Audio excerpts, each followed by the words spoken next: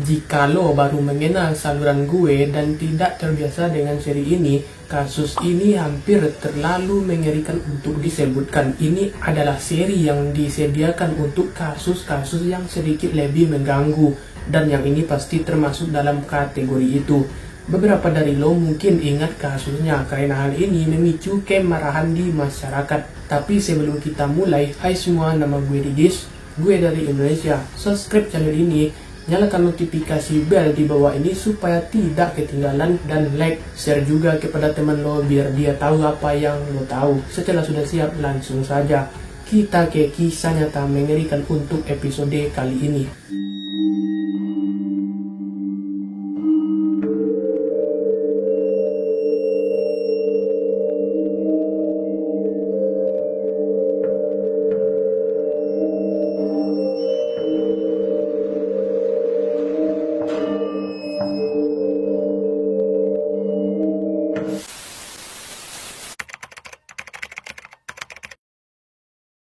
Pada tahun 2012 yang lalu, ada seorang wanita bernama Jyoti Singh yang berasal dari New Delhi, India. Wanita ini diperkirakan berusia 23 tahun. Dia belajar untuk menjadi seorang fisioterapis sejak usia muda. Dia terdorong untuk mengejar karir yang melibatkan membantu orang lain. Ayahnya menjual sebidang tanah dan bekerja dua pekerjaan sekaligus untuk membantu menghidupinya melalui pendidikannya. Dan dia juga bekerja di pusat pengembalian untuk bertahan hidup. Jyoti berharap bahwa ketika dia lulus nanti, dia akan dapat memperoleh penghasilan yang cukup untuk membantu orang tuanya untuk pensiun dan membalas pengorbanan mereka. Namun pada malam tanggal 16 Desember 2012, Jyoti dan pacarnya yakni Awindra Pandi baru saja selesai menonton film The Life of Pi di bioskop. Sekitar pukul 9.30 malam, keduanya mencoba mencari tumpangan ke daerah perkotaan yang bernama Kota Palam. Sebelumnya juga lama sekali sebuah bus berhenti di halte dan seorang remaja laki-laki muda memberitahu mereka bahwa bus itu menuju ke Kota Palam yang merupakan tempat yang ingin mereka tuju. Bus itu berhenti dan pasangan itu langsung naik dalam bus. Tetapi di dalam bus itu juga ada 6 laki-laki termasuk pengemudi. Tetapi sedikit yang dilakukan pasangan itu. Mereka sedikit tahu tentang gelagat gelogut ke-6 pria itu yang saling kenal dan memiliki niat jahat. Beberapa menit setelah perjalanan, Jyoti dan Awindra mulai khawatir karena bus itu menuju ke arah yang sama sekali berbeda.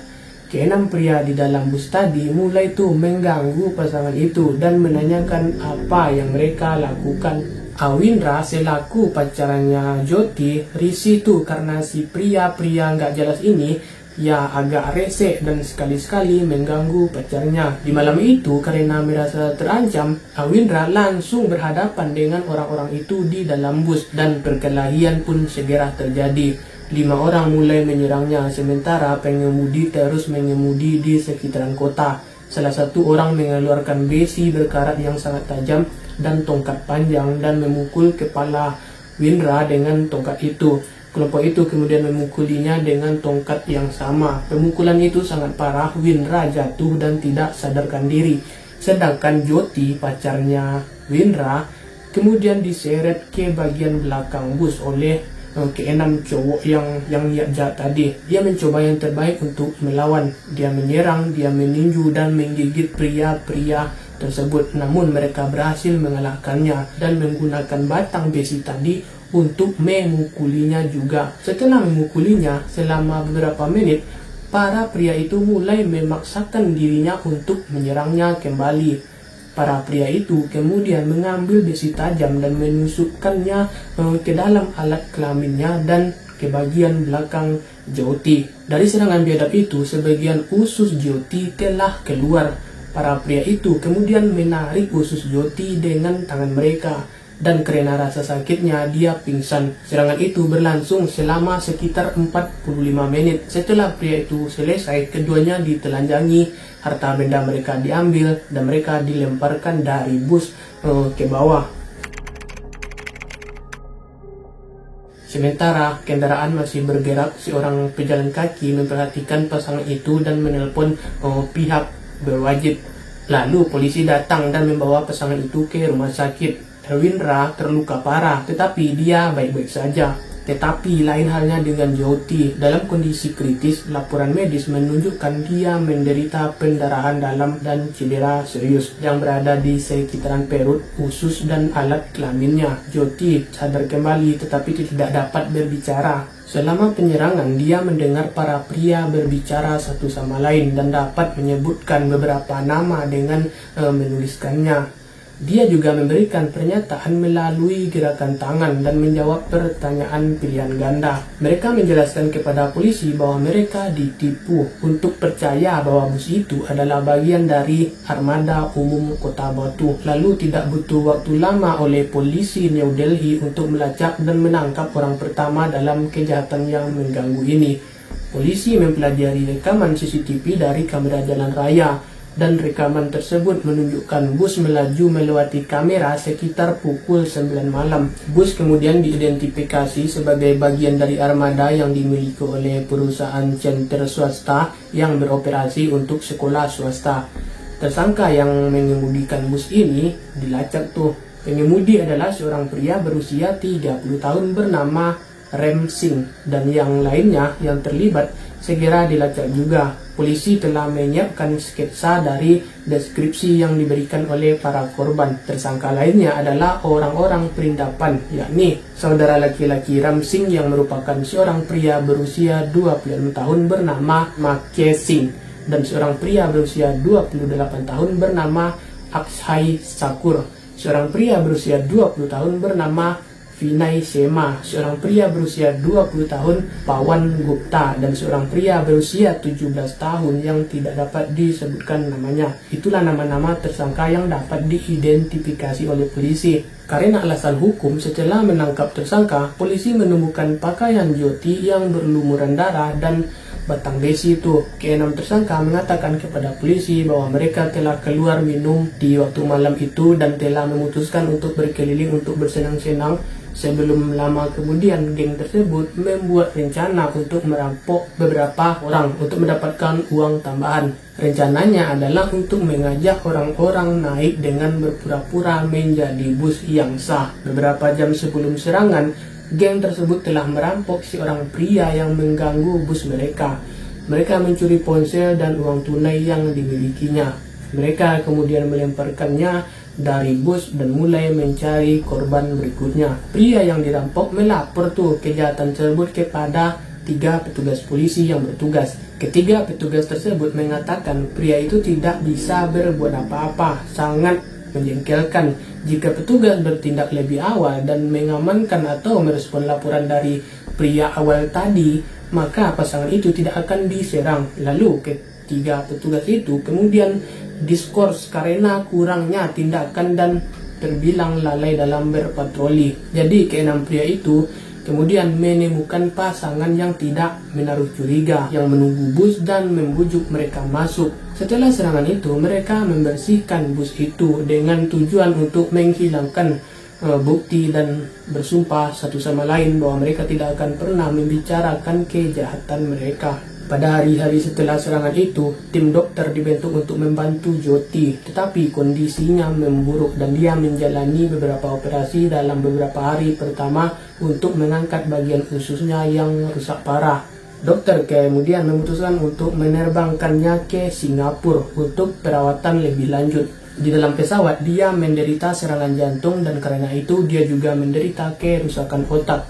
Pada tanggal 28 Desember di Singapura, kesehatan Jyoti terus memburuk dan dokter mengonfirmasi bahwa dia menderita pneumonia parah dan infeksi. Keesokan harinya pada tanggal 29 Desember, Jyoti akhirnya meninggal secara tragis. Serangan terhadap Jyoti memicu serangkaian protes agar pemerintah mengadopsi undang-undang yang lebih ketat terhadap kejahatan terhadap perempuan dan membuat India lebih aman bagi perempuan. Para pengunjuk rasa juga menyerukan pembalasan dan ingin mereka yang bertanggung jawab dan juga pelaku-pelakunya itu harus segera dieksekusi. Banyak dari protes ini terjadi ketika Jyoti berada di rumah sakit dan berlanjut setelah dia meninggal dunia.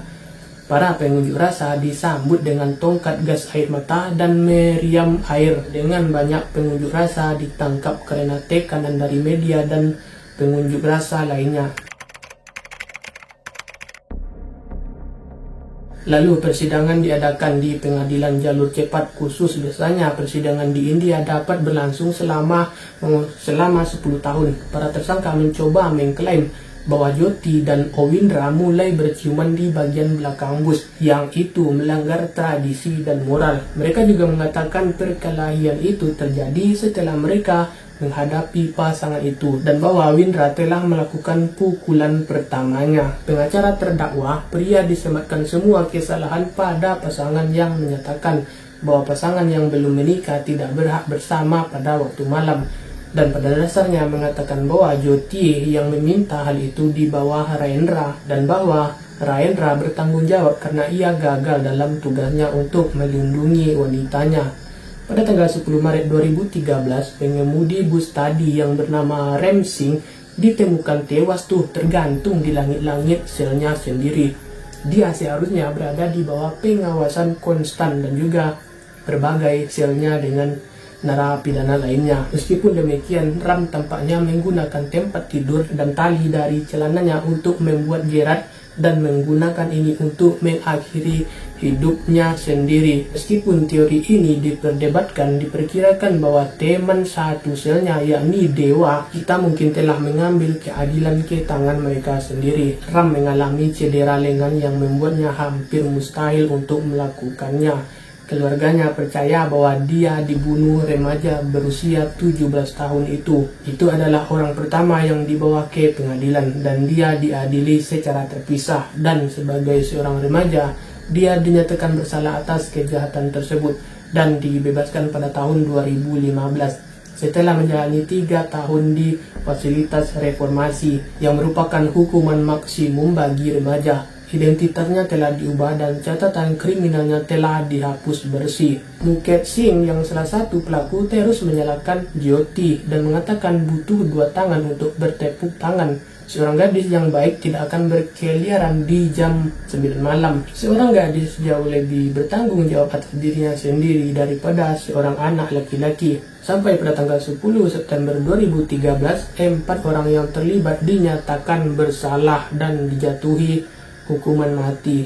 Pada bulan-bulan menjelang eksekusi, ke-4 orang tersebut mengajukan petisi untuk mengurangi hukuman mereka menjadi penjara seumur hidup. Untungnya pengadilan tidak menyetujui permintaan mereka. Kemudian pada jam-jam terakhir sebelum mereka dieksekusi, mereka mengajukan petisi untuk mengurangi hukuman mereka menjadi penjara seumur hidup.